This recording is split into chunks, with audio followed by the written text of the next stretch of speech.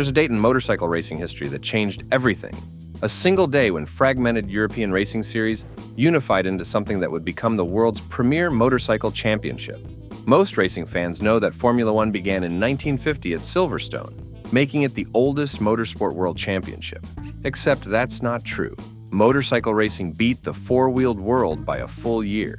On June 13, 1949, on a windswept island in the Irish Sea, the first official FIM Grand Prix World Championship race took place on 37.73 miles of public roads lined with stone walls and death traps. That race, and the premier class race that followed 4 days later, created what we now call MotoGP. This is the story of the day that changed motorcycle racing forever. The world of 1949 was still recovering from the devastation of World War II. Europe lay in ruins, economies struggled to rebuild, and millions mourned loved ones lost in 6 years of global conflict. But amid the rubble and reconstruction, life was returning to something approaching normal. People needed entertainment, distraction, and heroes. Sports provided all three, and motorcycle racing was poised to become one of the most exciting spectacles the post-war world could offer. Before 1949, motorcycle racing existed as a collection of national championships and independent events scattered across Europe. Britain had its Isle of Man TT, which had been running since 1907. Italy had races at Monza. Spain, Belgium, the Netherlands, and other countries held their own national competitions. Manufacturers like Norton, AJS, Moto Guzzi, and Gilera raced against each other when events brought them together, but there was no unified championship, no season-long competition that crowned a true world champion. The Fédération Internationale de Motocyclisme, known as the FIM, recognized that motorcycle racing needed organization and structure to reach its potential. The FIM had existed since 1904, governing motorcycle sport internationally, but the war had interrupted its work and left the racing world fragmented. In the late 1940s, FIM officials decided to create a world championship that would bring together the best riders and manufacturers in a season-long competition across multiple countries. The decision to launch this world championship in 1949 reflected both ambition and practicality. European economies were stabilizing enough that motorcycle manufacturers could afford to participate in racing programs. Fuel rationing and travel restrictions were easing, making international competition logistically feasible, and the public appetite for sport and entertainment was enormous after years of war-imposed deprivation. The FIM structured the new championship around multiple classes based on engine displacement. The 350 cubic centimeter class, or approximately 21 cubic inches in American terms, would be one championship. The 500 cubic centimeter class, roughly 30 cubic inches, would be the premier class where the most powerful machines and most prestigious victories would be found. Smaller classes for 125 and 250 cubic centimeter machines would also be contested, creating a ladder of competition that served different manufacturers and rider skill levels. The championship would be decided across multiple races in different countries throughout the racing season. Points would be awarded based on finishing position, and at season's end, the rider with the most points in each class would be crowned world champion. This structure created season-long narratives as riders battled for points at each round, building drama and maintaining fan interest across months of competition. The FIM designed the points system to reward consistency, as well as outright speed, recognizing that championship-winning riders needed to finish races reliably, rather than simply winning occasionally, while retiring with mechanical failures frequently. Early championship seasons typically featured 6 to 8 rounds spread from May through September, creating a concentrated racing calendar that demanded riders and teams travel across Europe maintaining their motorcycles and performance throughout the summer months. The point scoring system awarded 10 points for victory, 8 for second place, 7 for third, and descending points down to 1 point for sixth position, making every finishing position valuable in the championship standings. Riders who could consistently finish on the podium would accumulate points steadily, while those who won races but suffered mechanical retirements or crashes would find themselves falling behind in the championship, despite having demonstrated superior speed on their best days. The multi-race format transformed motorcycle racing from isolated events into an ongoing narrative, where each round's results affected championship standings and created mathematical scenarios where riders could gain or lose championship positions. Manufacturers gained strategic advantages from the championship structure, as developing reliable motorcycles that could complete multiple demanding races became as important as building the outright fastest machine. The season-long format also created opportunities for riders to recover from poor results early in the season by stringing together strong finishes as the championship progressed toward its conclusion. Conversely, riders who built commanding points leads early in the season could adopt more conservative strategies in later rounds, prioritizing safe finishes over risky attempts at victory. The championship structure encouraged manufacturers to field multiple riders, creating team dynamics where one rider might sacrifice their individual result to help a teammate's championship chances by blocking rivals or providing strategic assistance. Media coverage evolved to focus on championship standings rather than just individual race results, creating storylines that sustained public interest between race weekends as journalists analyzed points gaps and calculated scenarios for championship outcomes. The points system occasionally created controversial situations where a rider could win the championship without winning the most races if they accumulated more points through consistent podium finishes, compared to a rival who won more frequently but retired from several rounds. The FM refined the points structure over subsequent decades, adjusting the number of scoring positions and the distribution of points to reflect larger grids and changing competitive dynamics. But the fundamental principle established in 1949 remained constant.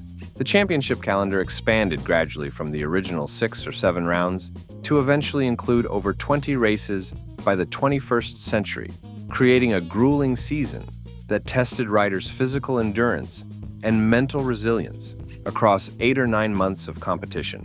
The geographic expansion from primarily European venues to include races in Asia, Australia, and the Americas transformed the World Championship from a regional series into a genuinely global competition that demanded riders adapt to different climates, time zones, and circuit characteristics. The points-based championship structure created mathematical drama towards season's end, with fans calculating scenarios where championship leaders could lose their advantage if they suffered mechanical failures or crashes while rivals scored maximum points. The long season format also created opportunities for mid-season momentum shifts, where a rider finding improved form or receiving motorcycle upgrades could transform championship standings through a series of strong results that overcame earlier deficits. The choice to hold the first World Championship race at the Isle of Man TT reflected both tradition and practicality. The TT was the most prestigious motorcycle race in the world, with a history stretching back 4 decades. The Snaefell Mountain Course, where the TT was held, offered a supreme test of rider skill and machine reliability, and Britain's motorcycle industry was among the strongest in Europe, making the Isle of Man a natural location to launch the World Championship. June 13, 1949, dawned over the Isle of Man with weather typical of the Irish Sea, overcast skies, cool temperatures, and the ever-present threat of rain. The 350 cubic centimeter race would be first, serving as the opening act of the World Championship era. Riders from across Europe had converged on the tiny island, bringing motorcycles that represented the cutting edge of late 1940s racing technology. The motorcycles competing in that first World Championship race were vastly different from modern MotoGP machines. Most were single-cylinder or twin-cylinder engines, producing perhaps 35 to 40 horsepower in the 350 class and 50 to 60 horsepower in the 500 class. They used rigid or primitive suspension systems, drum brakes that were marginal at best, and frames that flexed under the stress of racing. Top speeds approached 100 to 110 miles per hour on the fastest sections of the mountain course, velocities that seemed incredible on motorcycles. With such rudimentary technology, the riders wore leather clothing and helmets that provided minimal protection compared to modern safety gear. No back protectors, no knee sliders, no advanced materials designed to slide rather than grip when a rider crashed. The machines had no safety features, no kill switches, no steering dampers, nothing to help a rider maintain control when the motorcycle became unstable. Racing in 1949 meant accepting that crashes could easily be fatal and that the course itself offered no forgiveness. The mountain course remained as dangerous as it had been since the TT moved there in 1911. 37.73 miles of public roads wound through villages, climbed over Snaefell Mountain, and descended back toward Douglas through sections lined with stone walls, telegraph poles, houses, and trees. 219 corners, ranging from tight hairpins to sweeping bends, demanded absolute precision. A mistake meant hitting something solid at whatever speed the rider was carrying. The 350 cubic centimeter race that opened the World Championship saw riders battling not just each other, but the mountain course itself. Freddie Frith, riding an Italian Velocette, won that historic first race, becoming the first official Grand Prix world champion in any class. His victory came after multiple laps of the demanding course, demonstrating both speed and the mechanical reliability to finish without the bike breaking under the stress. 4 days later, on June 17th, the 500 cubic centimeter Premier Class race took place. This was the big one, the race that would crown the champion in the most prestigious class. The 500 class attracted the most powerful machines and the most accomplished riders. British manufacturer Norton fielded strong entries. Italian manufacturer Gilera brought advanced four-cylinder engines that represented the future of racing technology. The competition was fierce, the stakes enormous. Leslie Graham, riding a British-made AJS, won that first Premier Class World Championship race. His victory on the 500 cubic centimeter Porcupine twin-cylinder machine established him as the first 500 class world champion, though the championship would be decided across multiple races throughout the season. Graham's success demonstrated that British manufacturing could compete with the increasingly sophisticated Italian racing machines that would soon dominate the championship. The AJS Porcupine earned its nickname from the distinctive finned cylinder heads that protruded from the engine like the quills of a porcupine, a design feature intended to maximize cooling surface area for the air-cooled twin-cylinder engine.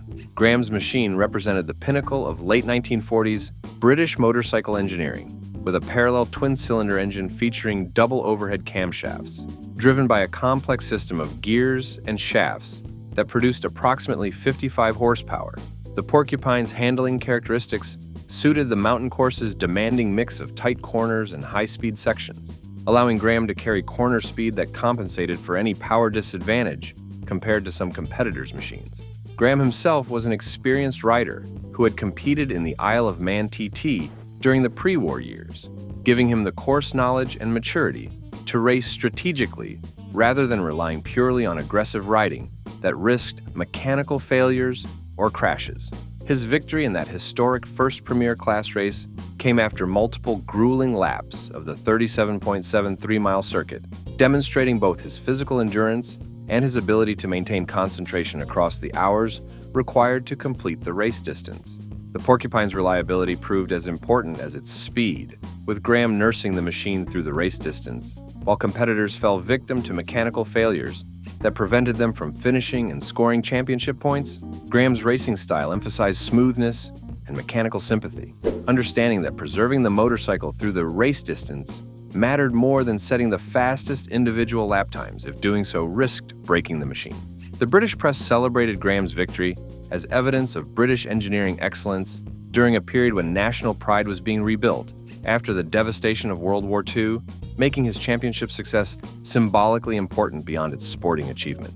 AJS, a British manufacturer based in Wolverhampton, had been building motorcycles since 1909 and had established a strong reputation for quality and performance before the war, making the company a logical choice to represent British racing ambitions in the new World Championship. The Porcupine project had consumed enormous resources for a relatively small manufacturer, with AJS investing in advanced engineering and development that pushed the company's technical capabilities and financial resources to their limits.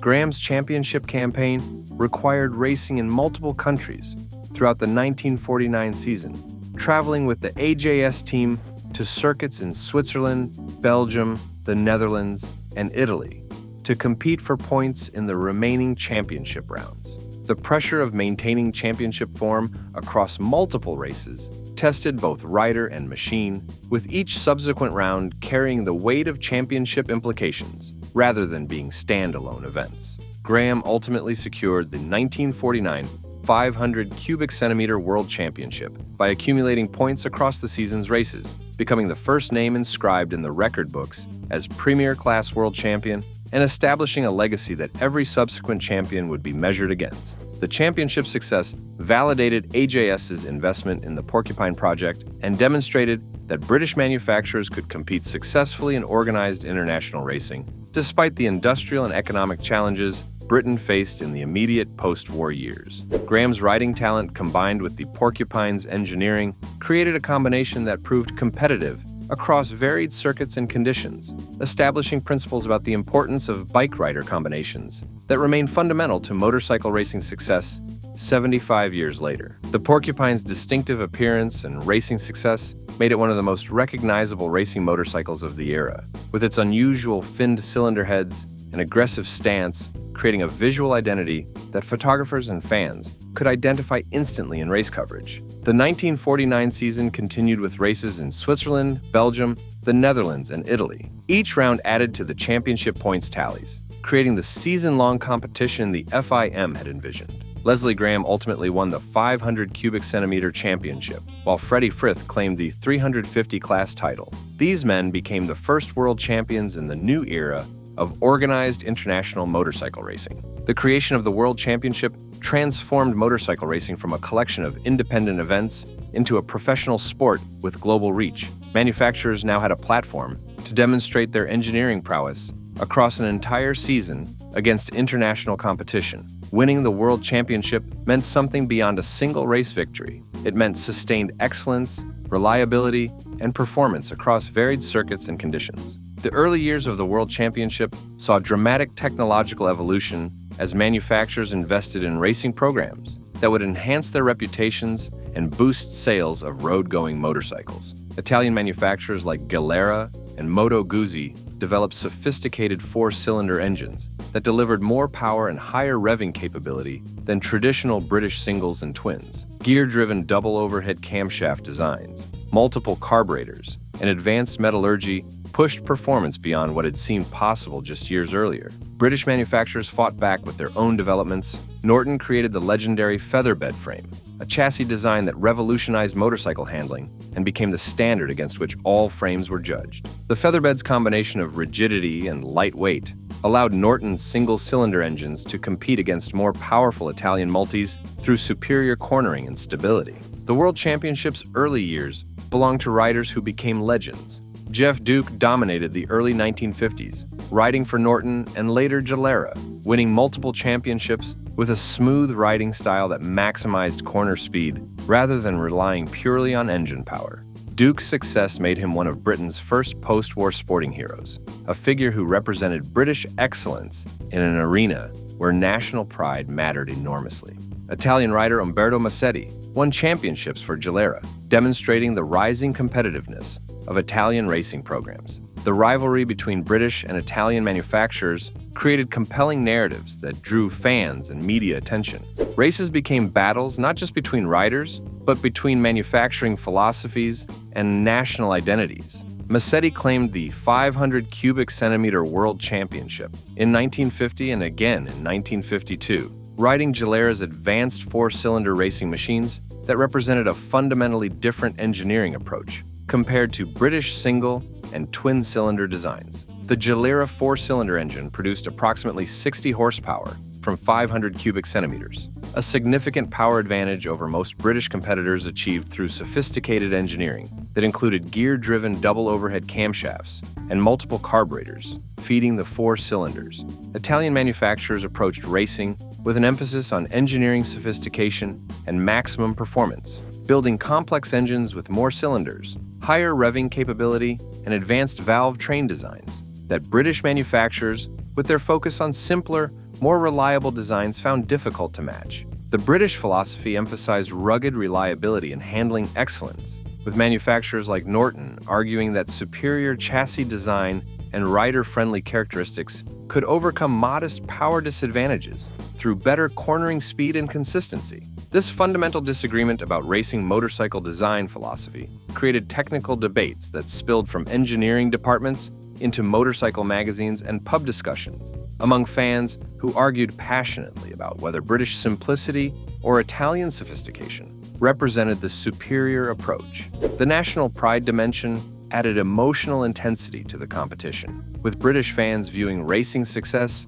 as validation of their country's industrial capabilities during a period of post-war recovery and economic challenge. Italian supporters celebrated racing victories as evidence of Latin engineering brilliance and creativity, taking particular satisfaction when Italian machines defeated British competitors who had dominated the early championship years. Media coverage emphasized the British-Italian rivalry, with race reports framing competitions as national contests rather than simply individual rider battles, creating narratives that transcended sport and touched on cultural identity and national character. The different design philosophies produced visibly and audibly distinct motorcycles, with Italian four-cylinder machines producing higher-pitched exhaust notes and achieving higher top speeds, while British singles and twins made deeper sounds and excelled in handling and mid-corner speed.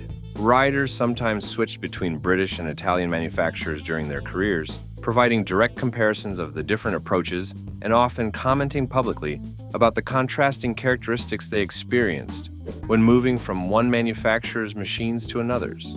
The rivalry drove rapid technical development as manufacturers competed to overcome their rivals' advantages, with British factories developing more powerful engines, while Italian manufacturers improved chassis and handling to match British standards.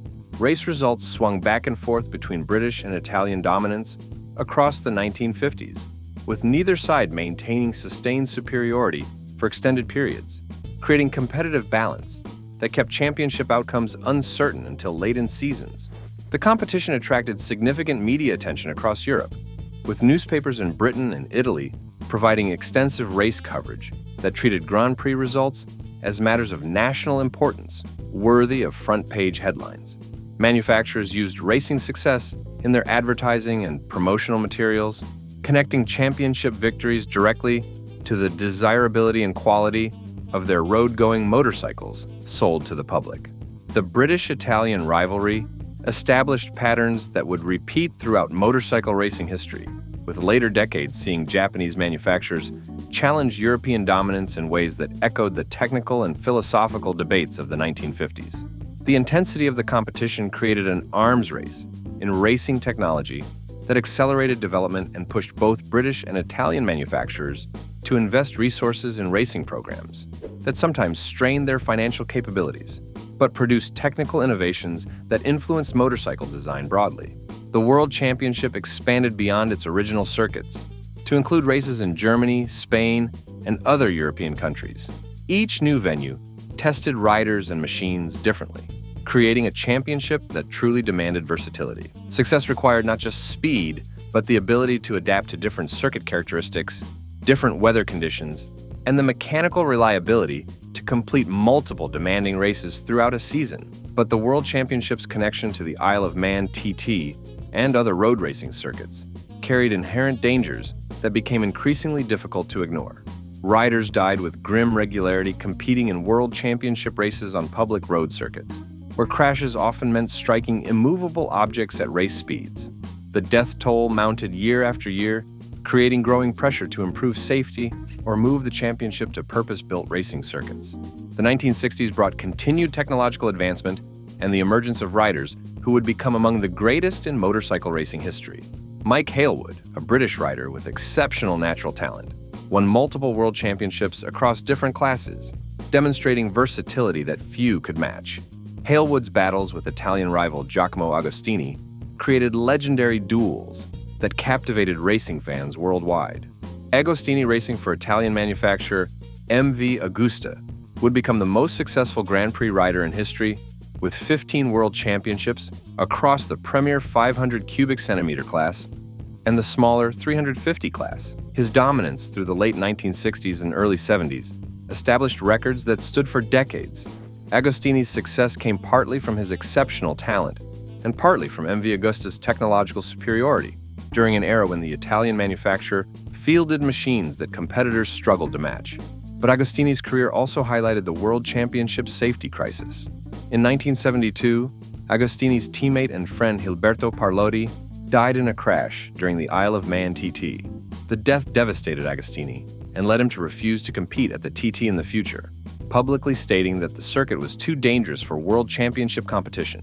Agostini's stance, coming from the sport's dominant rider, added weight to arguments that the world championship needed to move away from dangerous road circuits toward purpose-built racing facilities. The pressure for change intensified through the 1970s as the death toll at road racing circuits continued mounting. The FIM faced difficult decisions about whether to maintain the tradition of road racing that had characterized the World Championship since its inception, or prioritize rider safety by moving to closed circuits with runoff areas, gravel traps, and modern safety infrastructure. In 1976, the World Championship calendar dropped the Isle of Man TT, ending the TT's role as a championship round after 27 years. The decision reflected the racing community's recognition that purpose-built circuits offered safety advantages that public road courses couldn't match. The TT would continue as an independent event, maintaining its prestige and danger, but the World Championship would race elsewhere. The transition to purpose-built circuits transformed the World Championship. Circuits like Silverstone, Assen, Mugello, and later Jerez offered smooth tarmac, consistent surface conditions, and safety features designed specifically for high-speed motorcycle racing. Gravel traps slowed crashing motorcycles before they hit barriers. Tire walls absorbed impact. Medical facilities positioned around the circuit meant faster response to accidents. The racing became safer without becoming slow.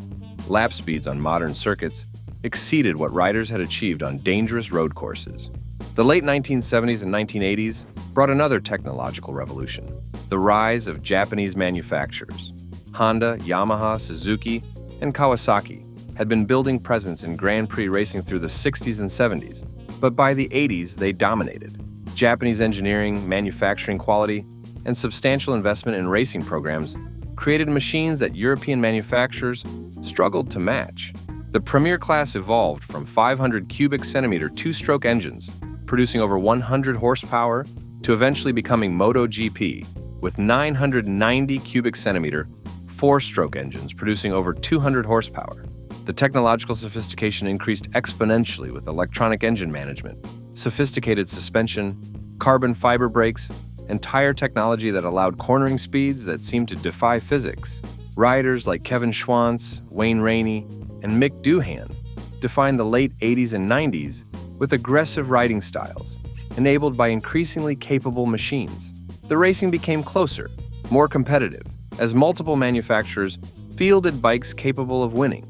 The championship expanded globally, with races in Japan, Australia, Malaysia, and eventually the Americas, truly becoming a world championship rather than a primarily European series. The turn of the millennium brought Valentino Rossi, an Italian rider whose combination of exceptional talent, charismatic personality, and ability to win on different manufacturers' motorcycles made him the sport's biggest star since the early days. Rossi won 9 world championships across the Premier class and smaller classes, creating a global fan base that transcended motorcycle racing's traditional audience. His rivalries with riders like Max Biaggi, Sete Gibernau, and later Jorge Lorenzo and Marc Marquez created compelling narratives that sustained interest across seasons. The technical regulations evolved from two-stroke 500 cubic centimeter engines to four-stroke engines displacing up to 990 cubic centimeters, creating the MotoGP class that exists today. The change to four-stroke engines reflected broader trends in motorcycle manufacturing and created machines more relevant to the sport bikes manufacturers sold to the public. The modern MotoGP bikes produce approximately 260 horsepower, reach top speeds exceeding 220 miles per hour, and incorporate electronics that manage power delivery, traction control, and braking in ways that would seem like science fiction to riders in 1949. But for all the technological advancement, certain elements remain unchanged since that first race in 1949. The World Championship still crowns champions across multiple classes. Points are still awarded based on finishing position across a season of races. The best riders and manufacturers still compete against each other to prove supremacy. The fundamental structure created in 1949 endures because it works. It creates season-long competition, rewards consistency and excellence, and produces clear champions. The safety evolution from 1949's minimal protection to modern MotoGP's extensive safety measures represents the sport's greatest transformation. Modern riders wear leather suits with built-in armor protecting shoulders, elbows, knees, and backs. Helmets use advanced materials and designs tested to strict standards. The bikes have sophisticated electronics that help prevent crashes. The circuits have extensive runoff areas and impact-absorbing barriers. Medical teams positioned around every circuit can respond to accidents in seconds. Helicopter transport can move critically injured riders to trauma centers within minutes. These safety improvements haven't eliminated danger. MotoGP remains an inherently risky sport where riders crash regularly and serious injuries occur. But the death rate has decreased dramatically. Compared to the early decades when multiple riders died each season, modern MotoGP can go years without a fatality, a safety record unimaginable in the 1950s and 60s when deaths were tragically common. The legacy of June 13, 1949, extends beyond the creation of a championship structure. That day established motorcycle racing as a serious international sport, worthy of the same attention and respect as automobile racing. It created a platform where manufacturers could demonstrate engineering excellence and riders could achieve lasting fame. It began the tradition of racing legends. Names like Duke, Halewood, Agostini, Rainey, Doohan, Rossi, whose achievements across multiple seasons built legacies that single race victories couldn't create. The World Championship's evolution from road racing on public streets to purpose-built circuits reflected broader changes in how society viewed acceptable risk. The 1940s and 50s accepted racing deaths as tragic but inevitable. The modern era demands that sports do everything possible to protect participants. The World Championship adapted to these changing values while maintaining the fundamental competition that makes racing compelling. MotoGP celebrated its 75th anniversary in 2024, marking 75 seasons since that first race on the Isle of Man. The celebration recognized how far the sport has evolved, while honoring the traditions and history that connect modern MotoGP to its origins. Current riders, racing machines that would seem like alien technology to 1949 competitors, are part of a lineage that traces directly back to Leslie Graham and Freddie Frith winning those first championships. The manufacturers competing in modern MotoGP, Ducati, Honda, Yamaha, KTM, Aprilia, invest enormous resources in racing programs that develop technology eventually appearing in road-going motorcycles. The connection between racing and production bikes that the FIM intended when creating the World Championship remains strong. Innovations in electronics, suspension, aerodynamics, and engine management flow from MotoGP to sport bikes that enthusiasts can purchase, maintaining racing's role in advancing motorcycle technology. The global reach of modern MotoGP far exceeds what the FIM could have imagined in 1949. Races happen on 4 continents. Television and streaming bring races to audiences worldwide. The championship generates hundreds of millions of dollars in economic activity through race hosting fees, sponsorships, television rights, and related commercial activities. MotoGP has become a global business, built on the foundation of sporting competition. But underneath the commercial success and technological sophistication, MotoGP remains fundamentally what it was on June 13, 1949. Riders racing motorcycles against each other to determine who is fastest. The essence hasn't changed even as everything around it has transformed. The courage required to ride at the limit, the skill needed to extract maximum performance from sophisticated machines, the pressure of championship competition, these remain constant across 75 years of Grand Prix racing. The day that changed MotoGP forever wasn't characterized by revolutionary technology or record-breaking speeds. It was important because it organized what had been chaos, created structure from fragmentation, and established the foundation for everything that followed. June 13, 1949, gave motorcycle racing a future that extended beyond individual events to become a coherent championship with history, tradition, and continuity.